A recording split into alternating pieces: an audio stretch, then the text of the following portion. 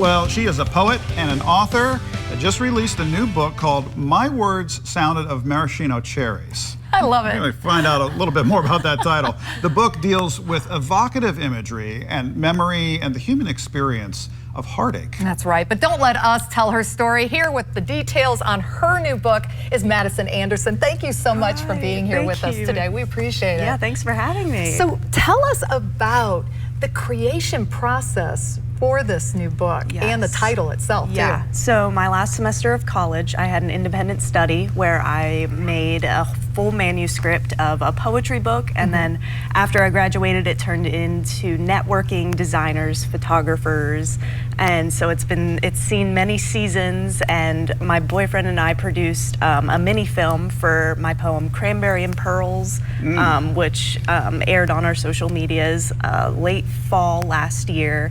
So we've kind of been just working on different creative projects, showing people what the style of poetry is like and what they can expect, all leading up to New Year's Eve when I release the book. How fun. Yeah. This Very is cool. exciting.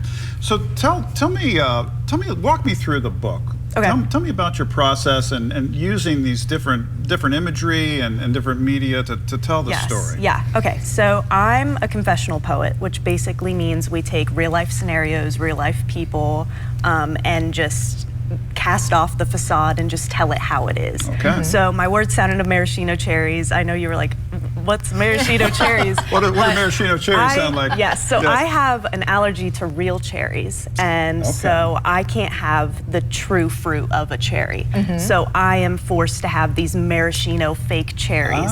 So a lot of times in adulthood, we go through seasons, relationships, where we don't really have the real thing, and we're kind of learning to kind of settle for something that we know that something bigger is out there. Boy, but yeah. We've all been there. Yeah, We've all really been have. there. Yeah, that's adulthood, pretty much. Exactly. And I love how you have the cherry necklace on right now. It's really cute. Yeah, thank you, yeah. So let me ask you this. What are your inspirations, especially getting into poetry and all of that? What inspired you? Oh my gosh, definitely my professors at my university, real life. I mean, they say life writes the greatest scripts, and I think that's true. Yeah, I think that's true with any sort of writing at all. I would say poetry, reading other authors, like different confessional poets like Sylvia Plath, Sharon Olds.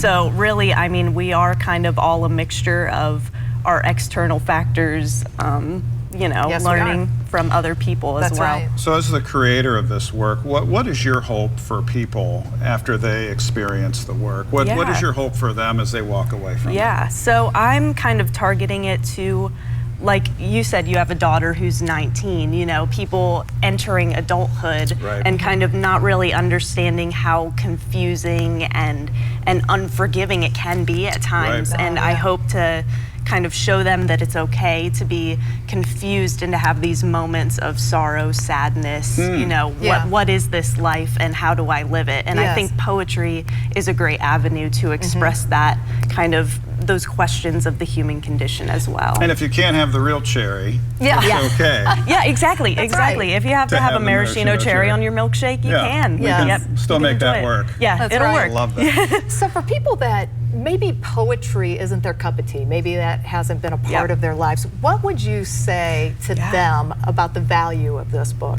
Yes, so a lot of people shy away from things that they can't fully understand or they have to encrypt. And I think a lot of poetry is through form and stylistic choices.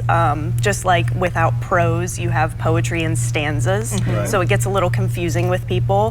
But I would say there's just as much meaning in reading it as you would with anything else. With a conversation with people, you learn so much talking with people. Really, poetry is just having a conversation with someone, but them talking through the written word. That's right, so, that's right. There's a lot of truth to that as well. Remember, we were not steeped in opera. We were in Vienna on vacation, went to the Vienna Opera, and wept. Not even knowing, you know, the medium, but just keeping an open mind and experiencing goes a long way, I think. So that's right to the heart of what you're saying, I think. 100%. Very, very cool. Well, how can people experience this this beautiful work of yours? So it's available to order on my personal website, madisonanderson.org. gdk-guests.org. It's also on Amazon. And then this Sunday at Mono's Coffee Crafters, we're having a book release party. So there will be books, merchandise, so there will be live readings. So wonderful. Wow, yeah. This is great. Well, I love work that makes you think and also leaves you thinking, you know what? It's going to be all right. That's right. Yes. So it sounds like you've accomplished that. Thank you. Look forward to Yes. experiencing this. Thank you. Thank you Very, so very much cool. for Thanks having so me. much for coming in. We appreciate it. And thanks for putting work like this out there. Yeah, no problem. Because it is Yeah. important. Thank you.